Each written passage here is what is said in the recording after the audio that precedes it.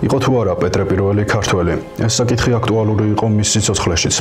ტროცკი და მისი მომხრეები სარკაზმით ლაპარაკობდნენ პეტრე პირველზე და ამბობდნენ: რუსეთის იმპერიას ქართველმა ბილწმა ნაყოფმა ჩაუყარა ფუნდამენტიო. როგორც 1935 წელს ბუხარინი ყვებოდა. 1927 თუ 1928 წელს ერთ-ერთ პარტიულ შეკრებაზე, სადაც ბოლშევიკური ელიტის ყველა წარმომადგენელი იმყოფებოდა. უკვე სტალინთან უკიდურესად დაპირისპირებულ ტროცკის მისთვის კბილი რომ გაეკრა, უთქვამს: იმპერატორი პეტრე პირველი ქართველი დიდგვაროვნების უჯიშო ღალატის ბილწი ნაყოფი იყო. მისმა ჯიშმა შექმნა იმპერია, რომელიც საუკუნეების განმავლობაში რუს ხალხს მართავდა და ანადგურებდა ქვეყანას. სწორედ ამიტომ დავამხეთ 1917-ში. ვიმედოვნებ, ასეთი დამპალი ფესვები აღარასდროს შემოვა რუსულ მეხსიერებაში. დარბაზი გაიყინა. ყველა მიხვდა, რომ სტალინზე იყო საუბარი. სტალინი, რომელიც პრეზიდიუმში იჯდა, უკვე ქვეყნის მყარი მმართველი იყო და სარკისებული სიჩუმით ხანმოკლე პაუზის შემდეგი რამ თქვა. ტროცკი ცილს სამებს რუსეთის დიად მმართველს, სულითა და ხორცით რუსს, პატრიოტს, რომელმაც თანამედროვე სახელმწიფო შეაუყარა საფუძველი, მაგრამ სულიერად უჯიშო და პოლიტიკური ბილწი ნაყოფები ყოველთვის ეცდებიან ხელი შეუშალონ ამ გზას და სწორედ ისინი დაიწვევიან იმ კოცონზე, რომელშიც რუსეთის შეკეთება და დაწვა უნდათ. სტალინის ცივი მიზანში გართხმული სიტყვის შემდეგ ტროცკი სახი აწითლებული, სუნთქვაშეკრული გავარდა დარბაზიდან. მიჩნეული იყო, რომ ვერსია პეტრეს ქართული წარმოშობის შესახებ შექმნეს ქართველებმა. სინამდვილეში ეს ვერსია რუსული წყაროებიდან იღებს სათავეს. რუსეთის უკანასკნელი მეფე და პირველი იმპერატორი პეტრე პირველი. პეტრემ სამეფო ტახტი 1682 წელს 10 წლის ასაკში დაიკავა. მის სახელს უკავშირდება რუსეთში მასშტაბური რეფორმების გატარება და რუსეთის ტერიტორიული გაფართოება. 1721 წელს პეტრე პირველი რუსეთის იმპერიის პირველი იმპერატორიც გახდა. დაინტერესებული იყო მეცნიერების შესწავლითა და ევროპული ცხოვრების სტილით, რის გამოც დასავლეთ ევროპაში ერთწლიანი მოგზაურობის შემდეგ რუსეთში ევროპული წესჩვეულებები და ცხოვრების სტილი შემოიღო. იყო თუ არა პეტრე პირველი ქართველი? ეს საკითხი აქტუალური იყო მის სიცოცხლეშიც. არსებობს სხვადასხვა ფაქტებზე დაფუძნებული ეჭვები, რომ პეტრე პირველის ბიოლოგიური მამა ალექსანდრე მიხაილოვიჩი არ ყოფილა. აღნიშნული ეჭვის მთავარი საფუძველი ალექსეი მიხაილოვიჩის ავადმყოფობა გახლავთ.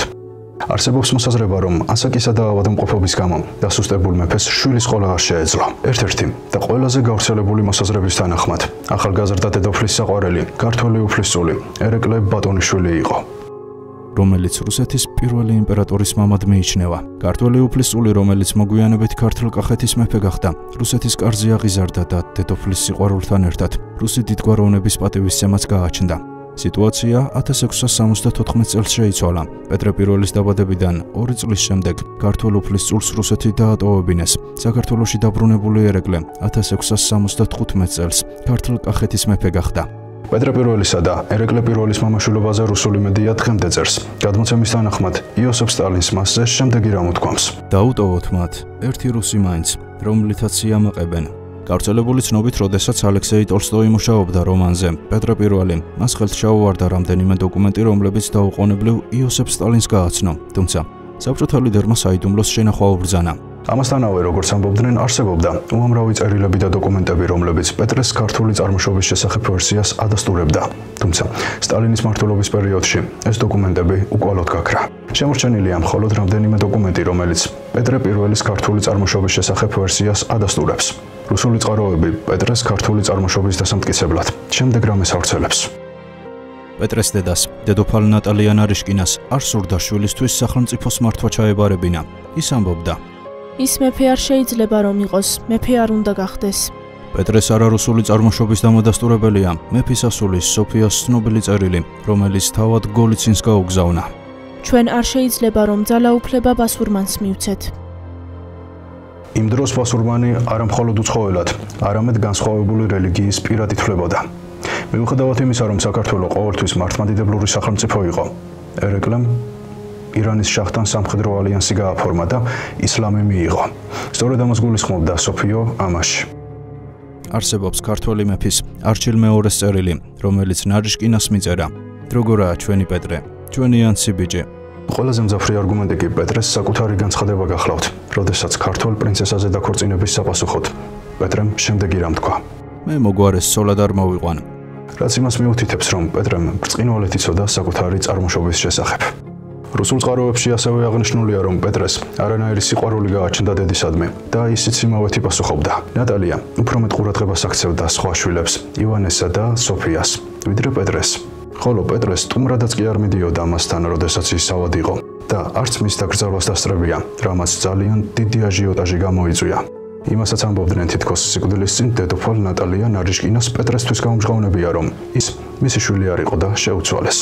პეტრე პირველის წარმომავლობა ბუნდოვანია. შეიძლება მართლაც ქართველი იყო, მაგრამ სტალინისთვის ამას არ ჰქონდა მნიშვნელობა. პეტრე მისთვის რუსი იმპერატორი იყო, ისეთივე როგორც ივანე მრისხანე, ეკატერინე მეორე, ალექსანდრე მეორე, ნიკოლოზ მეორე.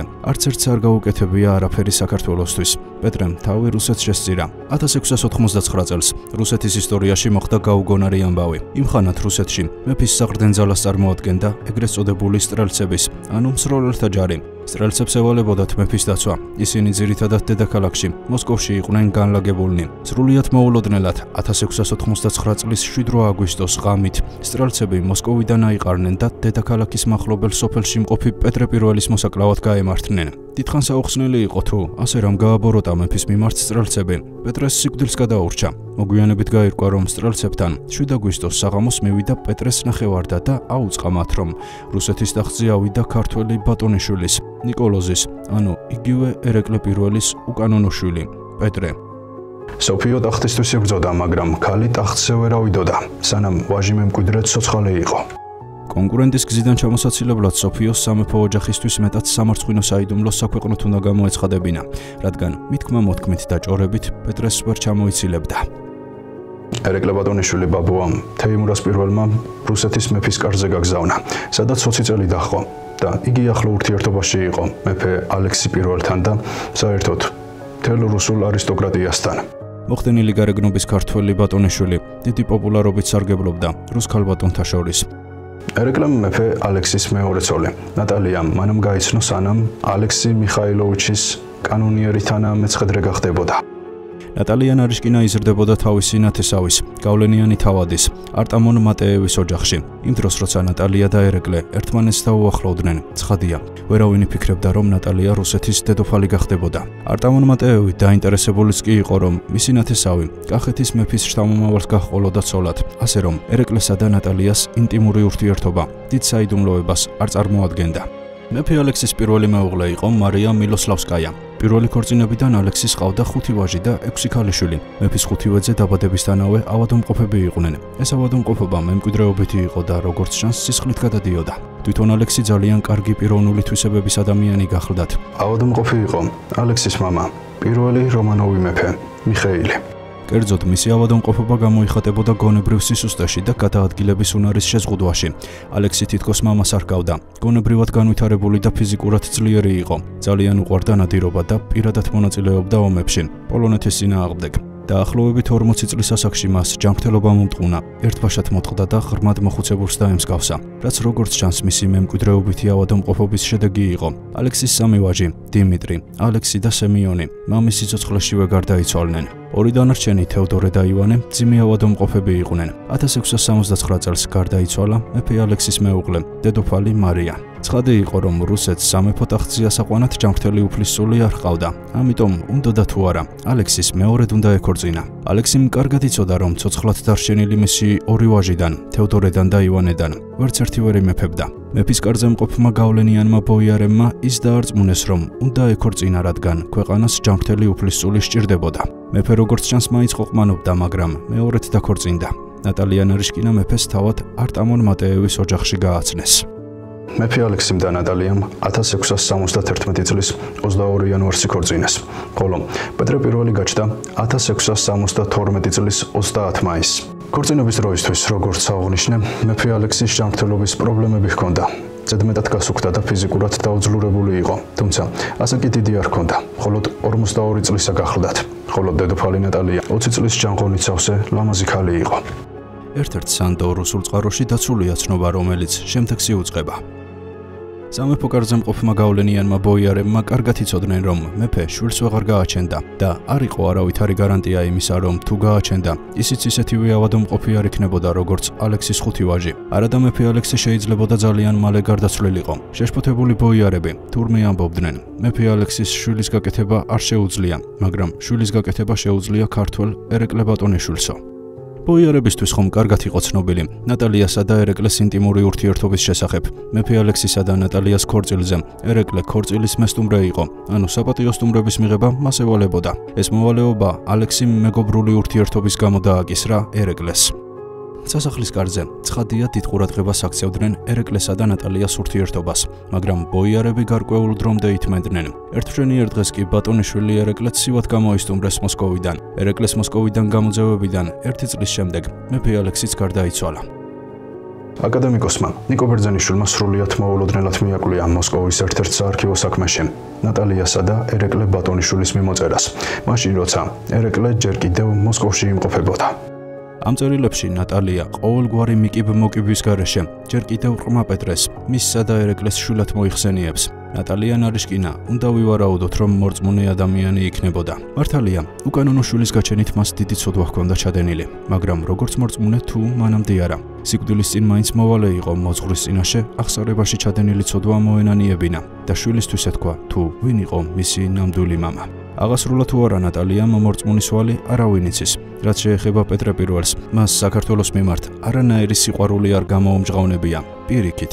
თუმცა პეტრე ძმასავით ეპყრობოდა ქართველ ბატონიშვილს, ალექსანდრეს, რომელსაც რუსეთის არტილერიის უფროსობა უბოძა და დიდი ფულიც გაიღო იმისთვის, რომ ალექსანდრე შვედების ტყვეობიდან გამოეხსნა. არსებობს არც თუ მთლად სანდო წყარო იმის თაობაზე, რომ მის წინააღმდეგ შეთქმული ბოიარების გასამართლებისას პეტრემ აღნიშნა, რომ იგი ძირძველი დინასტიის შთამომავალი იყო, რომელ დინასტიას გულისხმობდა პეტრეს არ დაუზუსტებია, მაგრამ ცნობილია, რომ რომანოვები იმ დროს ძირძველ დინასტიად ვერ ჩაითვლებოდნენ, რადგან პირველი რომანოვი ტახტზე მხოლოდ 1613 წელს ავიდა.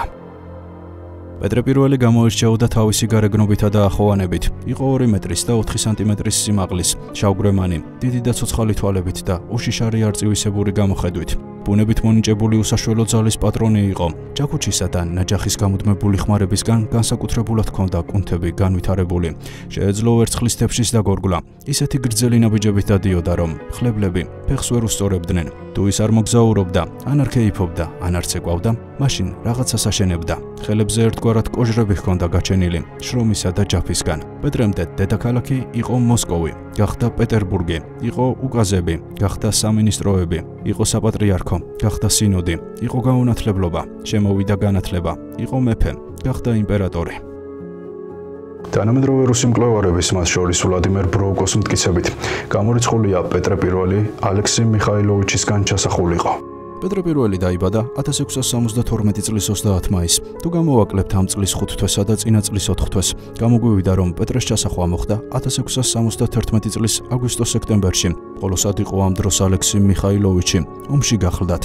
1671 წლის 22 ივნისს ოსმალეთმა ომი დაუწყო მოსკოვის სამეფოს ახალ მოკავშირეს, რეჩპოსპოლატს და სწორედ აქ იყო ჩვენი მეფე ალექსი.